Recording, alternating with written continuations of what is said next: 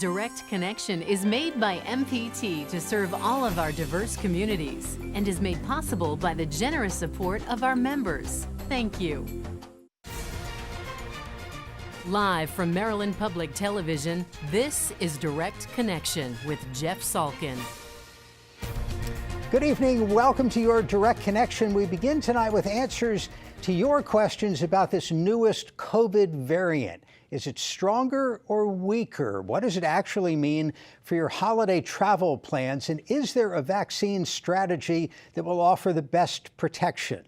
Joining us tonight is Dr. Panaghi Scalia-Satos, Johns Hopkins pulmonary and critical care specialist and co-chair of the Office of Diversity, Inclusion, and Health Equity. Dr. G, it's good to see you again.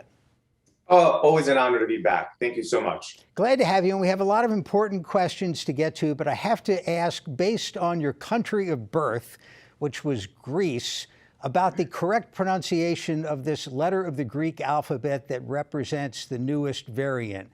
How do you pronounce it? Yes, somewhere my Greek school teacher is laughing out loud at the moment. So it's pronounced Omicron in the Greek sense. Long O, Omicron, to Americanize it a little bit. And you got to roll that R, though, if you really want to nail that Greek. Omicron. I've never been able to do that.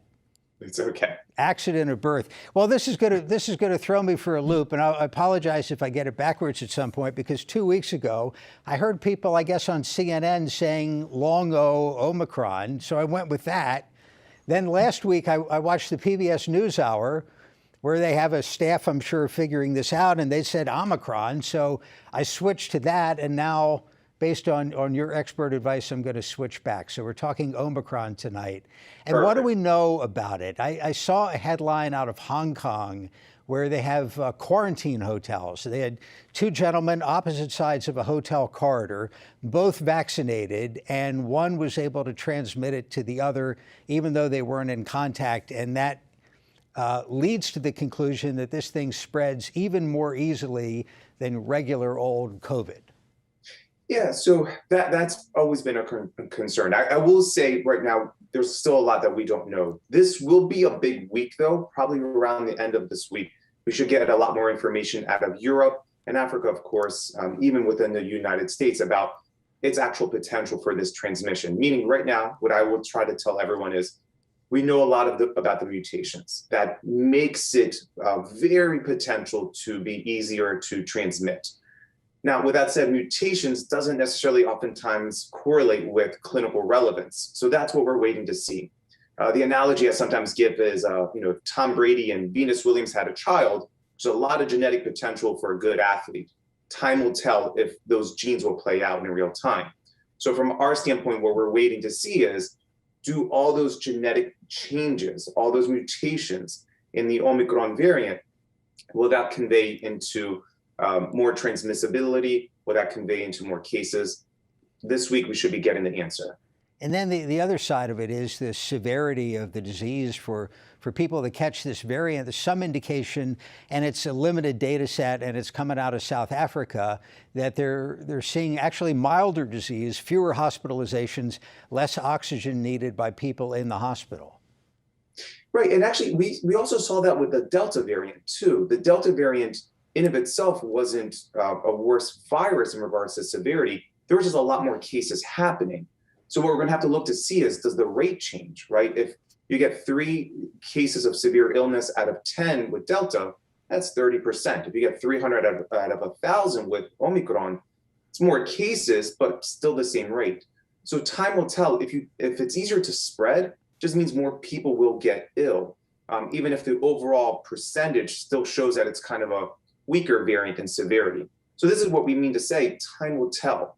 And the other part, keep in mind, this variant is happening in some parts of the region that will have a high vaccine rate and other parts that will have a low one. So we'll actually see in real time how one of our tools will be impacting the ability for the Omicron to really be a severe variant of the SARS-CoV-2 virus. And that brings me perfectly to a question that a lot of people have. People who have been vaccinated to whatever degree, they're thinking about getting a booster.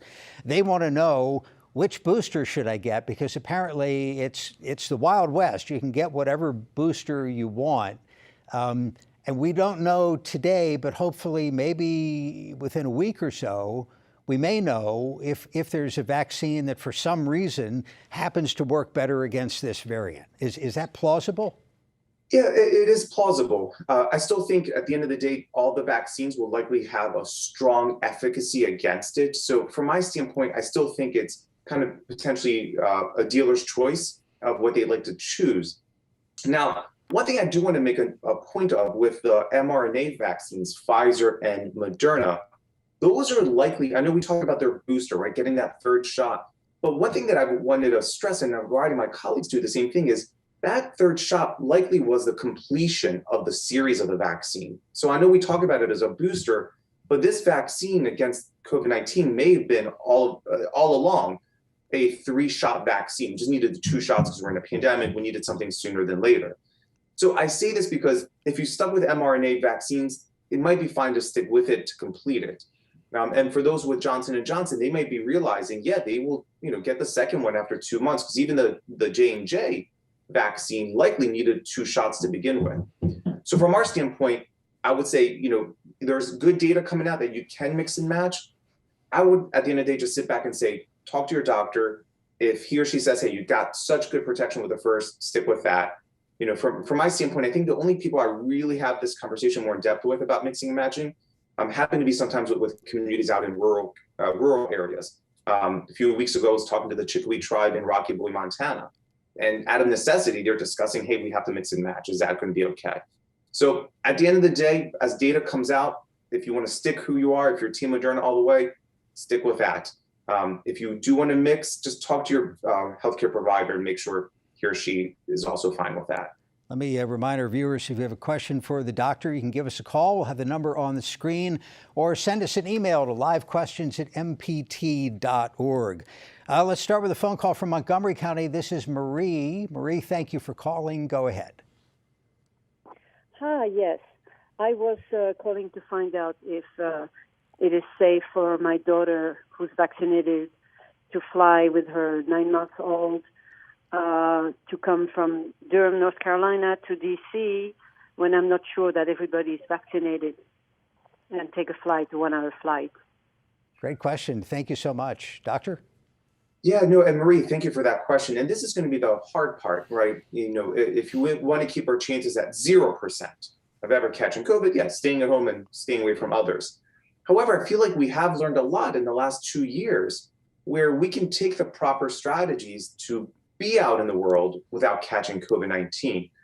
The analogy I give here is like wearing a bike when you're riding a helmet. Gravity will still be there, but the bike protects you from serious head traumas if you should fall. So if someone's going to travel, there are proper precautions to take. Face masks are going to be important. Now, I know you said she's traveling with a 9-month-old, so do everything possible to keep that child protected from all the air that's around as much as one can. Now, the plane in and of itself is actually a great mode of transportation because the air circulation is pretty great there. It's just she has to be cautious in the airports. So from my standpoint, I think she can potentially do it safely. She just needs to take as much precaution to keep people rather distant from her child during the travels. And she herself should wear a face mask as well. So I think it can be done safely. It's interesting. I would have guessed that by now, almost 2 years into the pandemic, we would have heard more cases of long flights becoming super spreader events. And we really haven't heard that, I don't think. No, and a lot of it has to do with the plane's ventilation is actually exceptional. There was a case published in one of the top tier medical journals now. I think it was The Lancet, may have been JAMA, I apologize. But what they conveyed was there was a flight from England to Vietnam, no face masks, because it was still early in the pandemic, but there was a positive passenger actively coughing. And actually the only people that got sick were those sitting around the patient zero, and then someone at the baggage claim. So that speaks to the great ventilation planes have. And one of the reasons we emphasize, try to be, someone, wearing a face mask, because someone's sitting there actively coughing, you want to make sure they're coughing into a face mask. So planes to me have been one of the safest modalities. It's just everything leading up to the plane and everything after the plane that's always concerned me. Doctor, a viewer email gentleman wants to know if both Delta and Omicron can coexist in the wild. would one become predominant? And also, can one person be simultaneously infected with both strains? Yeah, it's plausible for all of that. Usually one variant will begin to win out over the other ones. The one that's easier to spread will continue spreading faster than the one that's slower. So yes, in reality, all the variants kind of coexist. It's just that whichever one is easier to spread will surface more and more and more. And could someone be infected with both variants? It's plausible, but usually the more dominant strain is overtaking. So if Omicron, with all these mutations and all the potential may hold, really is going to be one that spreads easier, then we'll likely begin to see this variant win over Delta at the moment. Paula in Montgomery County. Paula, thank you for the call. Go ahead. Thank you. Our daughter lives in Australia, and Astrazeneca is the only vaccine available to her, and she's coming to visit us. Could you please speak about the efficacy of the Astrazeneca vaccine? Thanks for the call. Best of luck. Thank you. No. Thank you again. So Astrazeneca, for our audience, is approved out in Australia, actually probably almost everywhere other than here in the United States. Doesn't mean that it's a bad vaccine. It's a great one. It uses the same technology as the Johnson & Johnson, and its efficacy is actually rather substantial in regards to helping us end the pandemic. So if she has received AstraZeneca, then she should be protected. The one part that I will have to do my homework is to see if AstraZeneca, like the J&J vaccine, is requiring an up-to-date booster. That's the only thing that I would recommend. If she's about 6 months after her initial vaccine, she should have a conversation with her healthcare professional about getting as much antibodies as possible. Because even if we discuss that the new variant, Omicron, impacts the vaccine efficacy, in many eyes, as long as it's greater than 60%, you're still gaining a good protection against this variant. So what I would ask of your daughter is talk to her healthcare professional. If she's in the window about 6 months, talk to them about, is a booster advised for the AstraZeneca? Otherwise, it is a great vaccine. Does she quarantine her daughter? What would you advise in that situation? Somebody gets off a long flight. You want to get together, right? You want to all be in the same place immediately. Any precautions make sense, and for what period of time? Right. So that's just going to be the curveball that we always throw, because with new variants, we don't know exactly what it's going to do to both the vaccine's ability to protect you from severe disease and the transmissibility. One of the things that we used to emphasize that we saw as a great secondary gain with the vaccine is that it really cut down significantly asymptomatic spread. With the Omicron variant, time will tell if that's also the case. If asymptomatic spread really falls with the vaccine still, that's why for a lot of people who've been vaccinated and travel, we said you don't need a quarantine unless you're symptomatic. So if your daughter travels, one of the things that I would emphasize is if she's symptomatic, it buys her isolation right off the bat. Get tested and see if those symptoms she has are germ related to COVID-19. If she lands, what I've been advising for the most part is still seeking out a PCR test. And if that's negative, then it's reasonable to say, all right, let's reemerge and be together. Because right now, the part that I struggle to say is, the vaccine's intentions were always to keep us from developing a severe COVID-19. We may be seeing that play out this week, but its ability to still prevent asymptomatic spread in the Omicron variant, I think time will still have to tell us that. So that's why I'm still advising, if you are traveling, still get potentially a quick rapid or PCR test when you land. Doctor, before we go, I saw a photo of you in the Baltimore Sun a couple of days ago in your community outreach role talking to a group of, I think it was 8th graders in Baltimore. You're very casually attired. You didn't have your critical care hat on. What was that encounter like? What was your message? How was it received? Yeah, no. So one of the things I hope people realize that should become not a moment of this pandemic, but a true movement, is healthcare really having an active engagement with the community, right? Going out there, promoting the science, promoting health, and preventing disease. And COVID-19 100% is a preventable disease. So I and my colleagues from the Health Education and Teaching Corps, the HEAT Corps, right, we go out into the schools and we talk about COVID, but not in a matter of just giving them science. We really try to make it clear to them that they are all responsible to ending this pandemic. And that all those 8th graders, I promise you, left this session feeling like heroes. feeling like they're going to do something that no other generation's ever done before, ending a pandemic. And so we're happy to be in as many schools as possible. From my standpoint, it's one of the things I really enjoy about the work I do with our Heat Corps colleagues and faculty. And if you have a school that wants us to come, it's free. We're happy to. We discuss COVID, but we really try to emphasize science literacy and having people understand, again, the role they're going to play to ending this pandemic. And if you get me to come into the school live, I will bring some bad dad jokes too. Can we request Dr. G as the presenter? You can. I will make time. We'll make time, of course. Very good. Panagis Skaliasatos, Johns Hopkins pulmonary and critical care specialist. Doctor, always a pleasure. We appreciate your time. Thank you so much. An honor to be here. Now, time is running short for the annual Medicare Open Enrollment period. In fact, it ends tomorrow. Recently, we got answers to your Medicare questions from Sherry Colby, manager of the State Health Insurance Assistance Program at the Baltimore County Department of Aging. Sherry, thank you very much for your time. Let's start with the basics on Medicare. What are people able to change during this open enrollment? Okay, the open enrollment is a little bit deceiving. It has to do with changing your Medicare prescription drug plan or changing your Medicare Advantage plan, which would be an HMO or a PPO.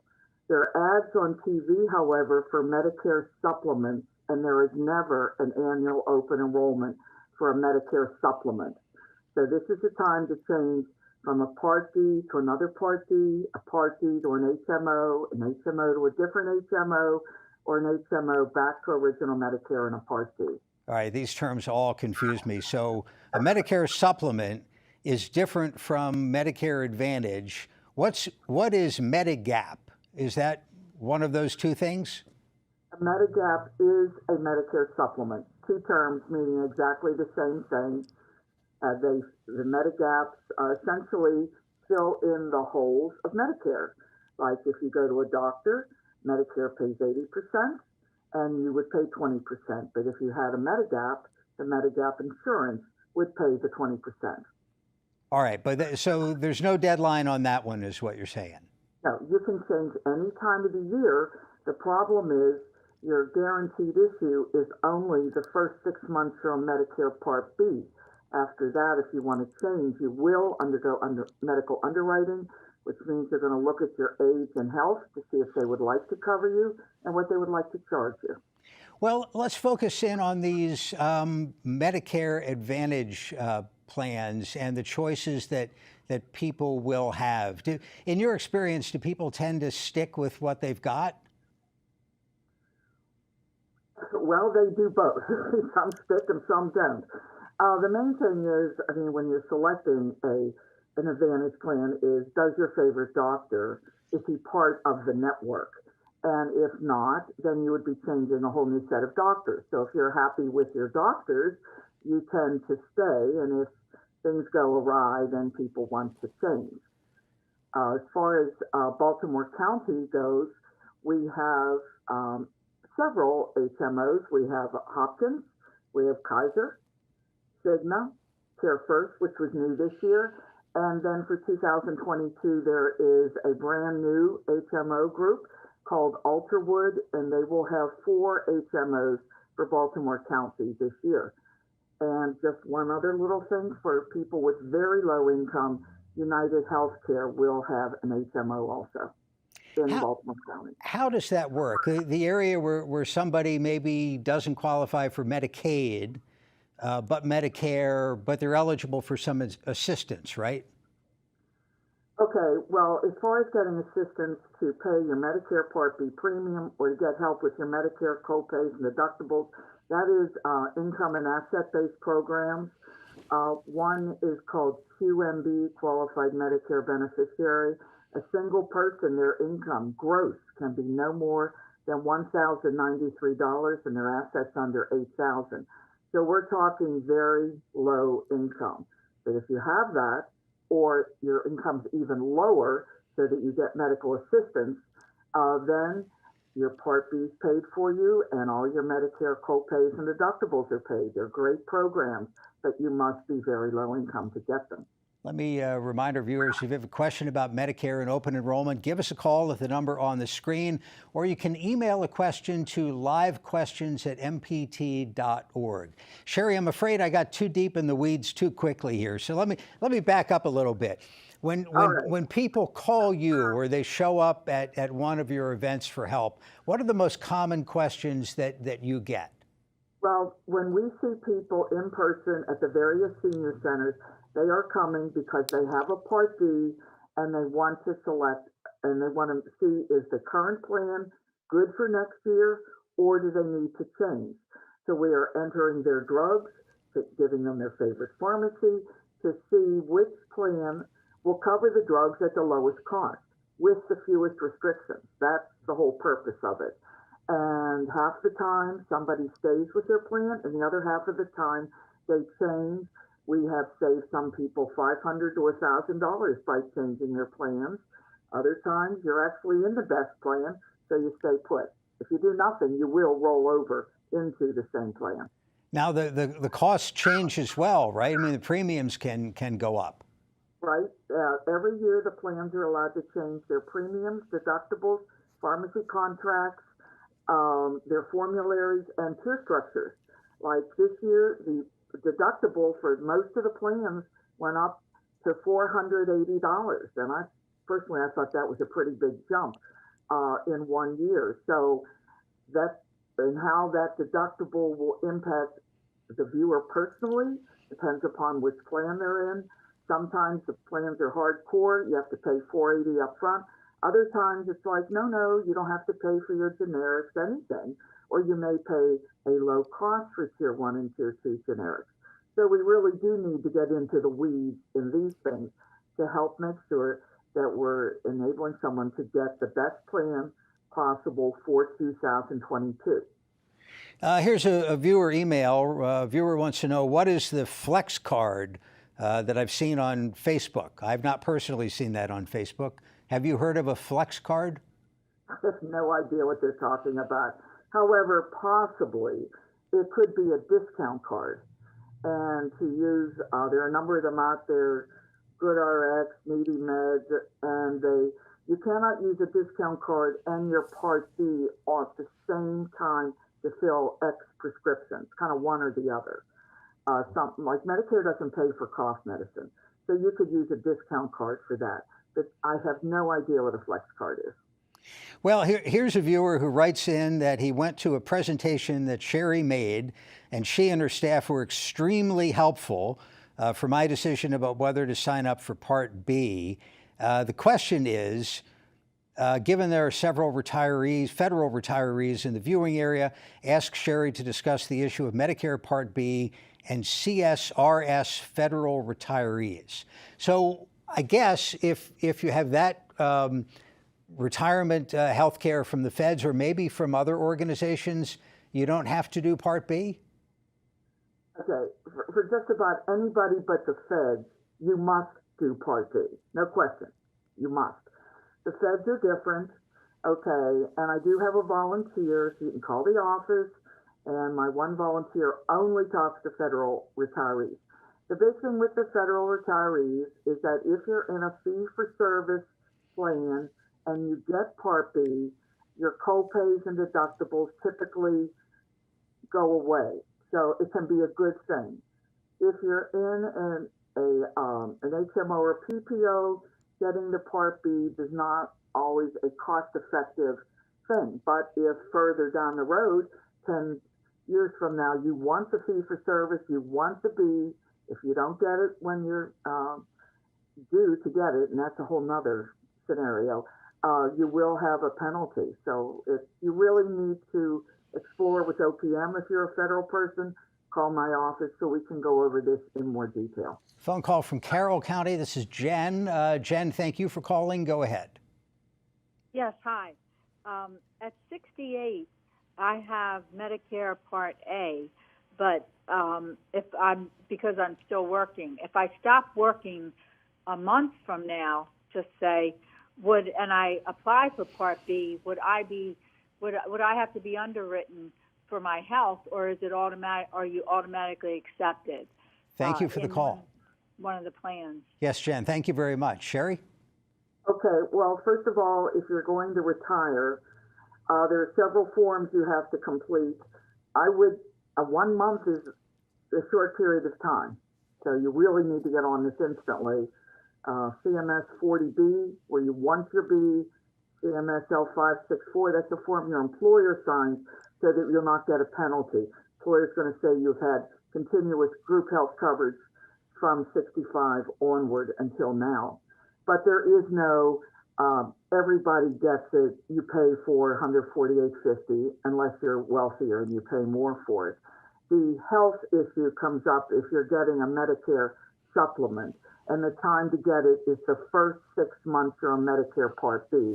That is your guaranteed issue. Once the 6 months is over, and then you want to buy a Medigap or switch Medigap, you will undergo medical underwriting where they look at your age and your health to see if they want to cover you, and they do not have to. It is up to the company. Thank you, Sherry. We are back Friday with State Circle and coverage of the special session of the General Assembly. Join us Friday at 7. Thank you for watching Direct Connection, and have a good night.